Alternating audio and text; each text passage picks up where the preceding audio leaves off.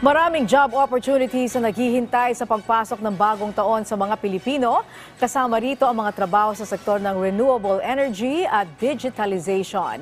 Nasa sentro ng balita si Alan Francisco. Yes, Alan. Angelique, asahan na ang dagdag trabaho na naghihintay para sa mga Pilipino sa pagpasok ng 2024. Kasunod ito ng investments na pumasok sa bansa, bunsod na rin ng mga naging foreign trips ni Pangulong Ferdinand R. Marcos Jr. Sa programang Bagong Pilipinas ngayon, sinabi ni DTI Undersecretary Severino Rodolfo na 4 trillion pesos ang naitatalang halaga ng mga investment mula sa foreign trips. Ilan dito, Angelique, ay nag-ooperate na. Ibig sabihin niyan, tumatakbo na ang mga planta o pasilidad ng mga investment na ito.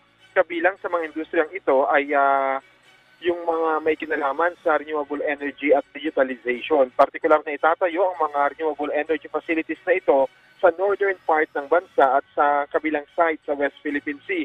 Magkakaroon din sa bahagi ng Mindoro. Ang Pilipinas ngayon, Angelique, ay ika-4 na sa most attractive country para sa renewable energy, dahilan kaya inaasahan ang pagdami ng mga investors ayon na rin sa DTI official. Bukod dito, nakapagtala rin ang Board of Investments ayon kay Yusek Rodolfo ng approved investments na nagkakahalaga ng 1.16 trillion pesos. Pinakamalaking investment approval ito sa loob ng higit 5 dekada. Resultaan niya ito ng pagiging agresibo ni Pangulong Marcos bilang main salesperson ng Pilipinas sa pag-promote sa bansa sa mga banyaga. Angelique. Alright, maraming salamat, Alan Francisco.